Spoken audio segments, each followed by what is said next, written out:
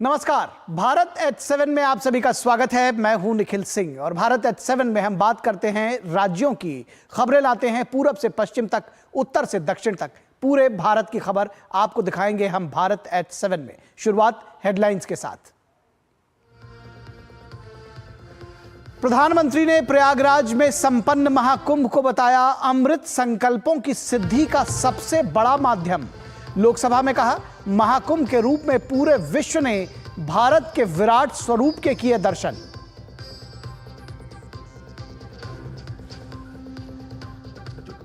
Rail coach का बड़ा निर्यातक बनकर उभरा भारत। रेल मंत्री अश्विनी वैष्णव ने लोकसभा में कहा, आज ऑस्ट्रेलिया को किया जा रहा है भारत में उत्पादित मेट्रो कोच का निर्यात। जल्द ही तमिलनाडु में बनने वाले रेल के पहिए सारी दुनिया में किए जाएंगे निर्यात।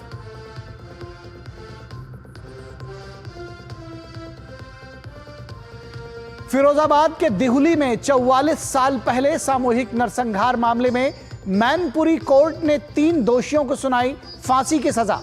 1981 में हथियारबंद बदमाशों ने गांव में घुसकर की थी 24 दलितों की हत्या।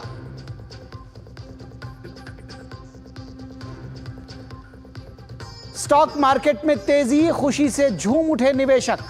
14 दिन के बाद 1100 से अधिक अंकों की बढ़त के साथ 75,000 के पार पहुंचा सेंसेक्स। निफ्टी में भी 325 अंक का बड़ा उछाल।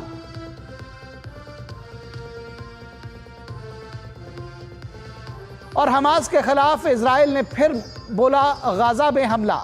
स्वास्थ्य मंत्रालय के मुताबिक मृतकों का आंकड़ा 400 के पार। इजराइल का हमले की प्लानिंग कर रहे आतंकियों को निशाना बनाए जाने का दावा।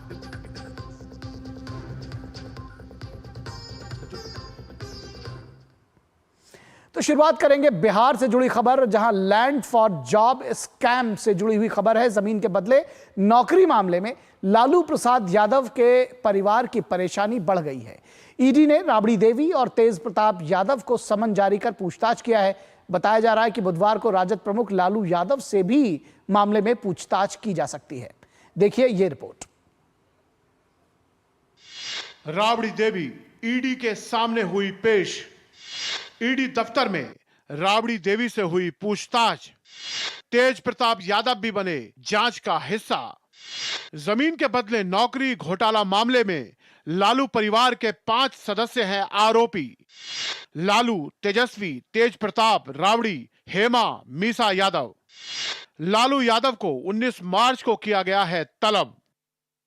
लैंड फॉर जॉब स्कैम मामले में ईडी ने लालू परिवार को एक बार फिर से पूछताछ के लिए सम्मन जारी किया। इसके बाद राबड़ी देवी अपनी बेटी मीसा भारती के साथ पटना स्थित ईडी के जोनल कार्यालय सुबह 10 बजे पहुंची, जबकि लालू के बेटे और विधायक तेज प्रताप यादव को दोपहर 12 बजे बुलाया गया था। दोनों मां बेटे से अलग अलग पूछताछ हुई। सूत्रों से मिली जानकारी के अनुसार बुधवार को राजद प्रमुख लालू यादव से भी पूछताछ की जा सकती है।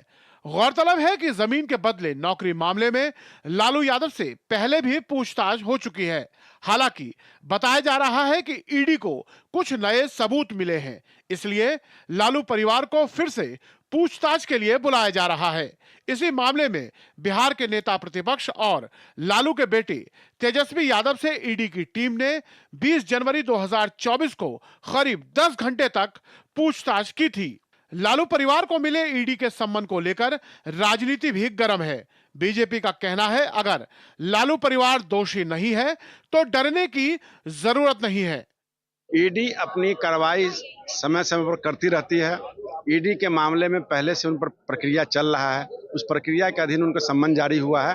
सम्मन में घबराने की जरूरत नहीं है। निश्चित तौर पर दोषी होंगे तो सजा होगा, निर्दोष होंगे तो बरी होगी। वहीं विपक्ष जांच एजेंसी की कार्यशैली पर ही सवाल उठा रही है। ये कोर्ट का मामला है और आप जानते हैं कि 2025 में चुनाव होना है और आदरणीय लालू प्रसाद यादव और उनके परिवार को और पूरे पार्टी को तबाह करने की प्लानिंग है। पिछले साल अगस्त में ईडी ने 1000 पेज की सप्लीमेंट्री चार्जशीट दायर की थी। इसमें लालू यादव और तेजस्वी यादव समेत 11 आरोपियों के नाम शामिल हैं। इस मामले में आरोपी बने परिवार के पांचों सभी सदस्य लालू यादव, राबड़ी देवी, मीसा भारती और तेजस्वी यादव फिलहाल जमानत पर हैं। बता दें कि लैंड फॉर जॉब स्कैम का संबंध साल 2004 से 2009 के बीच, जब लालू यादव रेल मंत्री थे, तब से है। उस वक्त पश्चिम मध्य रेलवे के जबलपुर जोन में ग्रुप डी पदों पर नियुक्ति हुई थी। आरोप है कि लालू ने नौकरी के बदले अभ्यर्थियों से उनके परिवार और सहयोगियों के नाम पर जमीन ट्रांसफर करवाया था। 18 मई 2022 को सीबीआई ने लालू के अलावा राबड़ी देवी और उनकी 2 बेटियों समेत कई लोगों के खिलाफ केस दर्ज किया था। अब तक 30 लोगों को इस घोटाले में आरोपी बनाया गया है। सूत्रों के अनुसार ईडी को इस पूरे मामले में नए तथ्य और सबूत मिले हैं, जिसके बाद तेज प्रताप और राबड़ी देवी को पूछताछ के लिए बुलाया गया। बताया जा रहा है कि उन्हें पैसे से लेन देन से जुड़े मामलों को लेकर के पूछताछ की गई। हालांकि जिस दौरान पूछताछ हो रही थी, उस समय मीसा भारती भी ईडी कार्यालय में ही मौजूद थी। डीडी न्यूज के लिए पटना से मधुरेश नारायण। और अब खबर महाराष्ट्र से, नागपुर से। महाराष्ट्र के नागपुर में 2 गुटों में झड़प के बाद से इलाके में तनाव का माहौल बन गया था। प्रशासन की मुस्तैदी से अब हालात काबू में हैं। पूरे इलाके में भारी संख्या में पुलिस बल तैनात है। इसके साथ ही कई क्षेत्रों में कर्फ्यू भी लगाया गया है। सीसीटीवी फुटेज के आधार पर भी पुलिस जांच कर रही है। क्या नागपुर में हिंसक घटना और दंगे पूर्व नियोजित? औरंगजेब को लेकर उठी नफरत की लपटों में झुलसा नागपुर। अफवाह से फैली हिंसा में दंगाइयों ने मचाया जमकर उत्पात। रमजान के दौरान नागपुर में आगजनी और पत्थरबाजी। नागपुर हिंसा के मामले में पुलिस कई एंगल से कर रही है जांच। महाराष्ट्र के नागपुर में सोमवार रात भड़के हिंसा के बाद अब हालात काबू में है। एक्स्ट्रा फोर्स शहर में बुलाई गई है। साथ ही केंद्रीय पुलिस बलों को भी तैनात किया गया है। स्थिति को नियंत्रण में रखने के लिए अतिरिक्त पुलिस कर्मियों और एसपीआरएफ की एक टीम भी यहां तैनात की गई है। शहर में हिंसा के बीच निषेधाज्ञा लागू कर दी गई है। साथ ही सीसीटीवी फुटेज के आधार पर पुलिस जांच भी कर रही है। लोगों से घरों से बाहर नहीं निकलने की अपील की गई है। हिंसा में करीब 30 पुलिसकर्मी घायल हुए हैं और बड़ी संख्या में लोग हिरासत में लिए गए हैं।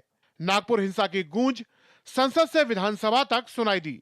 नागपुर हिंसा पर मुख्यमंत्री देवेंद्र फडणवीस ने महाराष्ट्र विधानसभा में विस्तृत बयान दिया। उन्होंने इस हिंसा की जड़ में फैली अफवाहों का उल्लेख करते हुए कहा, शाम को एक अफवाह ने तूल पकड़ लिया, जिसकी वजह से मामला गरमाया और हिंसा की घटनाएं हुई। इस हिंसा में 12 दोपहिया वाहन क्षतिग्रस्त हो गए। हिंसा की गंभीरता का अंदाजा इस बात से लगाया जा सकता है कि एक क्रेन और 2 जेसीबी समेत 4 पहिया वाहनों को जलाया गया। इसके अलावा कुछ लोगों पर तलवार से भी हमला किया गया। घटनास्थल पर 80 से 100 लोगों का जमावड़ा हुआ था। मुख्यमंत्री ने बताया कि इस मामले में 5 एफआईआर दर्ज की गई हैं। इस बीच मुख्यमंत्री देवेंद्र फडणवीस ने घायल डीसीपी से फोन पर बात भी की। महाराष्ट्र के उप मुख्यमंत्री एकनाथ शिंदे ने नागपुर हिंसा को दुर्भाग्यपूर्ण करार दिया। उन्होंने कहा कि जिन्होंने पुलिस, समाज, आम लोगों पर हमला किया है, उनको बिल्कुल माफ नहीं किया जाएगा। ये सब सोचकर, समझकर जो काम कर रहे हैं समाज कंटक, उनको बिल्कुल बख्शा नहीं जाएगा। उनके ऊपर कड़ी कार्रवाई की जाएगी। स्वयं मुख्यमंत्री बार बार इस घटना का जायजा ले रहे हैं। पुलिस विभाग पूरी तरह इसकी रूट तक जाएगी। इसके पीछे कौन है, क्या राजनीति है, और किसी को भी छोड़ेगी नहीं। वहीं नागपुर के police commissioner doctor Ravindra Singhal ने बताया कि अभी स्थिति नियंत्रण में है और दोषियों को सीसीटीवी या सोशल मीडिया के जरिए भी खोजा जा रहा है। दोषियों को बख्शा नहीं जाएगा। जो लोग सीसीटीवी में या फिर वीडियोस में या फिर सोशल मीडिया पे नजर आ रहे हैं इस तरह की हरकत करते हुए या शांतता को नुकसान पहुंचाते हुए या फिर पब्लिक प्रॉपर्टी को नुकसान पहुंचाते हुए, तो उन लोगों को भी हम आइडेंटिफाई कर रहे हैं और उनके ऊपर कार्रवाई कर रहे हैं। पुलिस और प्रशासन ने शांति बनाए रखने की अपील की है और लोगों से अफवाहों पर विश्वास न करने को कहा है। Bureau report, DD news. और अब बात करेंगे राजस्थान में लाडो प्रोत्साहन योजना की। राजस्थान में अब बेटी के जन्म पर सरकार ने लाडो प्रोत्साहन योजना के तहत बेटियों को मिलने वाली राशि को बढ़ाकर 1.5 लाख रुपए कर दिया है। यह राशि बेटी के जन्म से लेकर 21 वर्ष तक की आयु तक 7 किश्तों में दी जाएगी। देखिए जयपुर से यह विशेष रिपोर्ट। राजस्थान में अब बेटी पैदा होने पर मिलेंगे 1.5 लाख रुपए। योजना का उद्देश्य बेटियों के जन्म को प्रोत्साहन देना। सरकार बालिकाओं के जन्म से लेकर उच्च शिक्षा तक खर्च में देगी सहायता। पात्रता के लिए कोई जाति, धर्म या आय सीमा नहीं। बेटियों के पोषण के लिए आंगनबाड़ी में दूध की मात्रा बढ़ाई जाएगी। योजना का उद्देश्य बेटियों को आर्थिक रूप से सशक्त बनाना, बेटियों के भविष्य को सुरक्षित बनाने की दिशा में एक महत्वपूर्ण कदम। राजस्थान में हर साल करीब 6.5 लाख बालिकाएं पैदा होती हैं, लेकिन राजस्थान में पैदा होने वाली बेटियां अब जन्म से ही लखपति पैदा होंगी, क्योंकि राजस्थान में लाड़ो प्रोत्साहन योजना के तहत अब बालिकाओं के जन्म पर 1 लाख की बजाय 1.5 लाख रुपए का सेविंग बॉन्ड दिया जाएगा। बड़ी बात यह है कि इस योजना का लाभ लेने के लिए किसी भी तरह की जाति, धर्म, वर्ग या आय सीमा की कोई पाबंदी नहीं है। राज्य में कहीं भी जन्म लेने वाली बेटी इस योजना के तहत पात्र मानी जाएगी। बेटी के जन्म से लेकर 21 वर्ष की आयु तक 1.5 लाख रुपए की राशि का भुगतान 7 किश्तों में डीबीटी के माध्यम से ऑनलाइन किया जाएगा। लाडो प्रोत्साहन योजना में 7 चरणों में पहले 1 लाख रुपए दिए जाने का प्रावधान था, जो हमारी गाइडलाइन थी। उसमें अभी हमारे प्रदेश के माननीय मुख्यमंत्री जी ने इसको बढ़ाकर, राशि को बढ़ाकर 1.5 लाख रुपए किए जाने की घोषणा करी है। करीब 300 करोड़ के लगभग वार्षिक बजट प्रावधान भी इस योजना के तहत है। राजस्थान में बेटियों की उच्च शिक्षा के साथ बाल विवाह को रोकने और बालिका शिशु मृत्यु दर में कमी लाने और शिशु लिंगानुपात को सुधारने के मकसद से इस योजना को डिजाइन किया गया है। सरकार ने बहुत बढ़िया काम किया है। लाडो योजना के तहत लड़कियों को पढ़ाने में, सबको, महिलाओं को सशक्त करने में ये योजना बहुत अच्छी काम आएगी। लाडो योजना प्रधानमंत्री ने बहुत अच्छी शुरू की है और हमारे मुख्यमंत्री भजनलाल शर्मा ने भी बहुत अच्छा इसमें प्रोत्साहन दिया है। लड़कियों के लिए बहुत तरक्की की बात है ये, और ये लड़कियों को बहुत पढ़ाई के लिए, उनकी शादी के लिए बहुत अच्छा वो शुरू किया है। राजस्थान में महिलाओं ने भजनलाल सरकार द्वारा लिए गए इस निर्णय को बहुत शानदार और बेहतरीन बताया है। इससे महिलाओं को एक मजबूती मिलेगी, और जो महिलाएं अपनी बच्चियों को जन्म देने में घबराती थी कि उनका विकास कैसे होगा, उस राशि का उपयोग वे उन बच्चों के विकास में, शिक्षा में और उनको आगे अच्छा हेल्थ के लिए कर सकते हैं। राजस्थान सरकार के लाड़ो प्रोत्साहन योजना का उद्देश्य बेटियों को आर्थिक रूप से सशक्त बनाना और उनकी शिक्षा एवं भविष्य को सुरक्षित करना है। सरकार के इस योजना का मकसद है कि प्रदेश में बेटियों के जन्म को प्रोत्साहन दिया जा सके, उनकी शिक्षा और स्वास्थ्य की देखभाल बेहतर हो सके। सरकार बालिकाओं के जन्म से लेकर उनकी उच्च शिक्षा के खर्चे में लोगों की मदद कर रही है, ताकि गरीब और आर्थिक रूप से वंचित लोगों को किसी प्रकार की आर्थिक कठिनाइयों का सामना नहीं करना पड़े। कैमरा पर्सन हनुमान जायसवाल के साथ महेश दाधीच, डीडी न्यूज, जयपुर। और भारत at 7 में रुकेंगे एक छोटे से ब्रेक के लिए। आप कहीं मत जाइएगा, जल्द हाजिर होंगे। जीरा से प्यास बुझाएं, डाइजेशन के लिए मस्त, शरीर में नमक पानी का बैलेंस बनाए।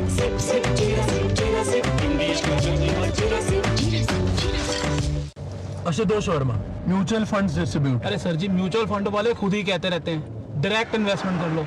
सारे डायरेक्ट इन्वेस्टमेंट करेंगे तो आपका कौन पूछेगा? हम यहाँ क्यों बैठे हैं, गड्डी सीखने के लिए? सर जी, म्यूचुअल फंड्स का भी सेम फंडा है। शुरुआत में किसी ना किसी को तो म्यूचुअल फंड्स की सारी जानकारी देनी होगी ना। मैंने भी शुरुआत करनी है। आप भी मेरी तरह म्यूचुअल फंड्स डिस्ट्रीब्यूटर बन सकते हैं। जानिए कैसे mfdkareshuru.com पर। तो करें शुरू। Under the Honorable PM's leadership, an unprecedented push to yoga has been given. Today, yoga is playing a significant role in enhancing health and wellness across the world. PM Yoga Awards are given in recognition to outstanding contributions by individuals and organizations to the field of yoga. These awards carry a trophy, certificate and a prize of 25 lakh rupees. Hurry! Send your entries through MyGov platform before 31st March. Visit Ministry of Ayush website or MyGov platform for more details. जो लक्ष्य चुना था समझ आने लगा है। GLA university, उच्च लक्ष्य की निश्चित प्राप्ति। जब धरती चीर कर निकलता है लोहे का पत्थर और मिलता है मोंगिया के जोश से, फिर तपता है पिघलता है और बनता है फौलाद। अब होता है सरिया सारी खूबियों के साथ। मोंगिया स्टील, मजबूत देश का मजबूत सरिया। कैसे धंधा बढ़ेगा, कैसे गल्ला चलेगा, कैसे टाइकून बनेगा, ये काफी नहीं बेटा, जो स्कूटर है तेरा कब रॉकेट बनेगा। सिर्फ अक्षर बढ़ाने से बिजनेस बढ़ता तो हर बड़ा बिजनेस यही करता। बिजनेस बढ़ता है क्रेडिट से। अपनी दुकान में क्रेडिट ऑन यूपीआई अपनाओ। कस्टमर्स को यूपीआई पे क्रेडिट मिलेगा तो कस्टमर्स बढ़ेंगे और उनकी शॉपिंग भी। क्या समझे? अपने पेमेंट पार्टनर से संपर्क करें। मास्टर जी। अरे करुण, तुम शहर से कब वापस आए?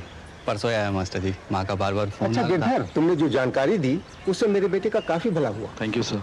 यार गिरी, तब पॉपुलर बन गया तू। पॉपुलर नहीं यार, डिस्ट्रीब्यूटर बन गया म्यूचुअल फंड्स का। मैं इन सभी की मदद करता हूँ, उनका भला होता है तो वो दुआ देते हैं। वाह यार। अगर आप भी मेरी तरह म्यूचुअल फंड्स डिस्ट्रीब्यूटर बनना चाहते हैं तो चाहिए mfdkareshuru.com पर। तो करें शुरू। स्वागत है आपका ब्रेक के बाद। लाल आतंक के खात्मे की ओर बढ़ रहा है देश और नक्सल क्षेत्र की बदलती हुई तस्वीर। हम आपको ये खबर छत्तीसगढ़ से दिखाएंगे, जहां नक्सलवाद के खिलाफ सरकार ने नई रणनीति बनाई है। कभी खूंखार नक्सली कमांडर हिडमा के गढ़ के रूप में कुख्यात बस्तर का पूर्वती गांव अब बदलाव की ओर बढ़ रहा है। राज्य सरकार ने खूंखार नक्सली कमांडर हिडमा के सुकमा के पूर्वती गांव में अस्पताल खोलने का ऐलान किया है। देखिए डीडी न्यूज से बस्तर से यह विशेष रिपोर्ट। नक्सली कमांडर हिडमा के गांव में अस्पताल। हॉस्पिटल से नक्सल प्रभावित क्षेत्र के ग्रामीणों को मिलेगी बेहतर स्वास्थ्य सुविधा। नक्सलवाद के खात्मे के साथ शिक्षा की अलग जगह रहे जवान। 40 सालों से नक्सलियों के कब्जे में था सुकमा का पूवर्ती। मार्च 2026 से पहले नक्सलवाद होगा पूरी तरह खत्म। छत्तीसगढ़ के सुकमा जिले के धुर नक्सल प्रभावित व खूंखार नक्सली हिडमा के गांव पूवर्ती में कभी नक्सली हुकूमत चलाते थे। स्वास्थ्य सुविधाएं ना के बराबर थीं और लोग बीमार होने पर भी इलाज के लिए मीलों दूर जाने को मजबूर थे। लेकिन अब इस नए अस्पताल के जरिए सरकार ने न सिर्फ इलाज की सुविधा देने की पहल की है, बल्कि यह दिखाया है कि बस्तर अब बंदूकों के डर से नहीं, विकास की नई रोशनी से पहचाना जाएगा। लगातार सुरक्षा कैंप खुल रहे हैं। एक सुरक्षा कैंप का खुलना मतलब 5 किलोमीटर के रेडियस में जितने भी गांव आते हैं वहां पर सरकार की योजनाओं को प्राथमिकता से पहुंचाना। इसमें करीब 17 विभाग और करीब 50 से ऊपर व्यक्तिमूलक जो सरकारी योजनाएं हैं उनको प्राथमिकता के साथ पहुंचाते हैं। खूंखार नक्सली हिडमा नक्सलियों का कमांडर है और इस पर 40 लाख का इनाम घोषित है। हिडमा का जन्म दक्षिण सुकमा के पूवर्ती गांव में हुआ था। राज्य के मुख्यमंत्री विष्णुदेव साय ने कहा कि देश के सबसे खूंखार नक्सली कमांडर हिडमा के पूवर्ती गांव में भी अब अस्पताल खोला जाएगा। ये अस्पताल न केवल क्षेत्रीय विकास का प्रतीक बनेगा, बल्कि स्वास्थ्य सेवाओं की दिशा में भी बड़ा कदम होगा। एक नियदनेलानार आपका सुंदर गांव, जिसका हिंदी अनुवाद है, उसके माध्यम से इन योजनाओं को पहुंचा रहे हैं और वहां पर सड़कें बन रही हैं, वहां पर घरों में बिजली पहुंच रही है, घर में नल द्वारा पानी पहुंचा रहे हैं, उनके राशन कार्ड बन रहे हैं, उनके आयुष्मान कार्ड बन रहे हैं, वहां पर बंद पड़े स्कूलों को खोल रहे हैं, अस्पताल खोल रहे हैं। नक्सलियों के भय की वजह से सरकार की किसी भी योजना का लाभ पूवर्ती के ग्रामीण नहीं ले पाते थे। आए दिन नक्सलियों के द्वारा क्षेत्र में ग्रामीणों पर प्रतिबंध लगाए जाने से ग्रामीण इलाज के लिए सामुदायिक केंद्र भी नहीं जा पाते थे। सुरक्षा बलों के पूवर्ती में नया कैंप स्थापित करने के बाद से शासन की योजनाएं गांव में ही मिलने लगी हैं। अब अस्पताल खोलने का यह फैसला नक्सल प्रभावित इलाकों में विकास को गति देने और आम जनता को बुनियादी सुविधाएं उपलब्ध कराने की दिशा में एक बड़ा कदम माना जा रहा है। सरकार ने लाल आतंक का प्रहार करते हुए सरकार खूंखार नक्सली कमांडर हिडमा के गाँव में अस्पताल खोलने का ऐलान किया है। यह कदम नक्सलवाद के खिलाफ सरकार की मजबूत रणनीति और नक्सल प्रभावित इलाकों में विकास का एक नया कदम है। अब इस नए अस्पताल के जरिए सरकार न सिर्फ इलाज की सुविधा देने की पहल की है, बल्कि यह दिखाया है कि बस्तर अब बंदूकों के डर से नहीं, विकास की नई रोशनी से पहचाना जाएगा। Somesh Patel, DD news, Chhattisgarh. तो बस्तर बंदूकों के डर से नहीं, विकास की नई रोशनी से पहचाना जाएगा। इसके बाद बात करेंगे टेक्सटाइल क्लस्टर से रेडीमेड हब कैसे मध्य प्रदेश में तस्वीर बदल रहा है, इसकी बात करेंगे। लेकिन रुकेंगे एक छोटे से ब्रेक के लिए। आप कहीं मत जाइएगा, जल्द हाजिर होंगे।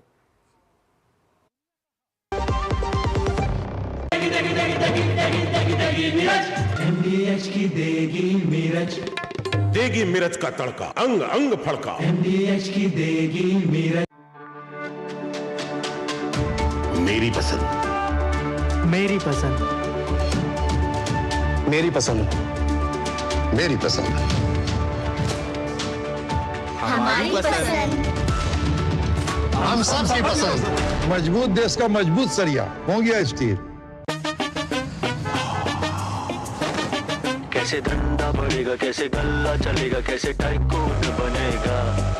ये काफी नहीं बेटा, जो स्कूटर है तेरा कब रॉकेट बनेगा।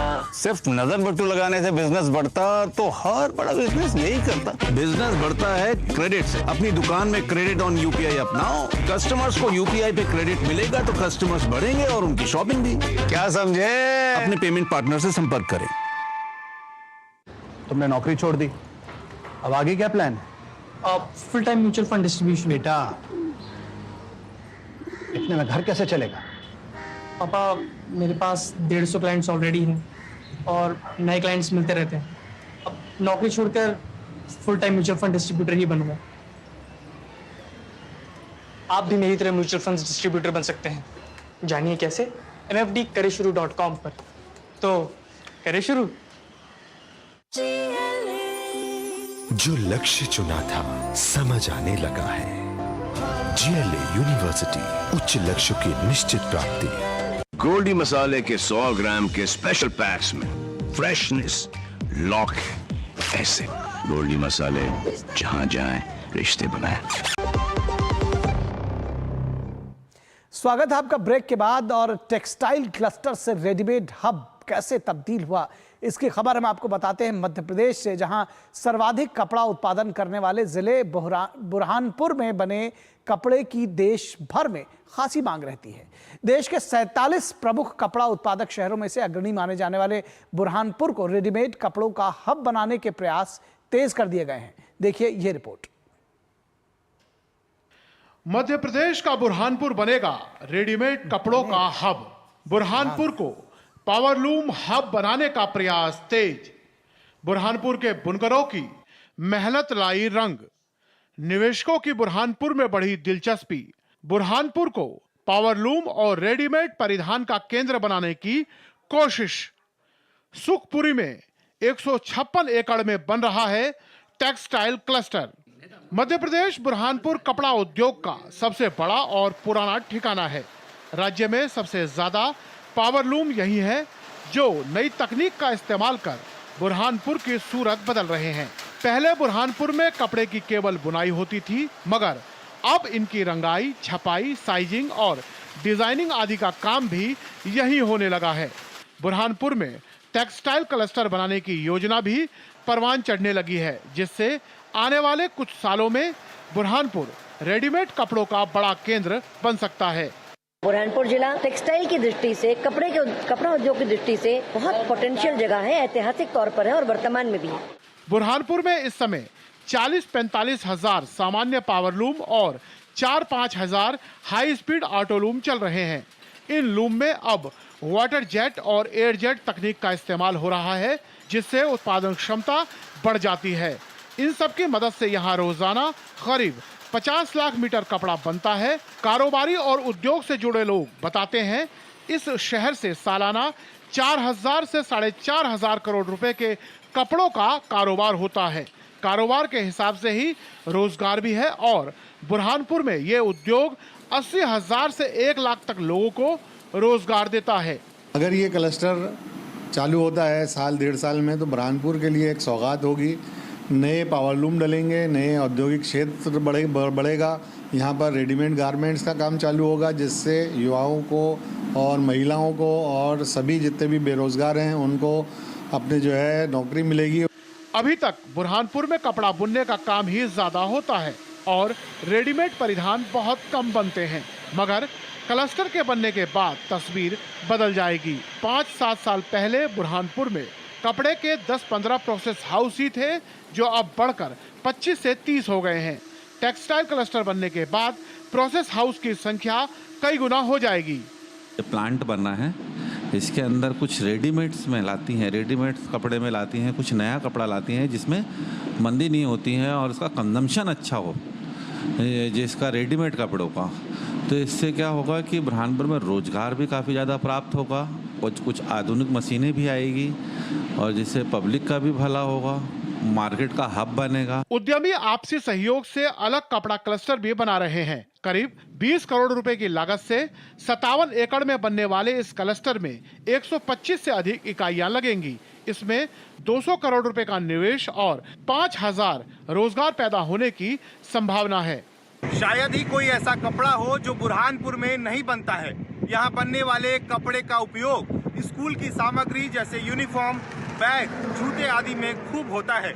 मध्य प्रदेश सरकार और उद्यमी बुरहानपुर को पावरलूम और रेडीमेड परिधान का केंद्र बनाने की कोशिश में है। Shreyas Dwivedi, DD news, Bhopal.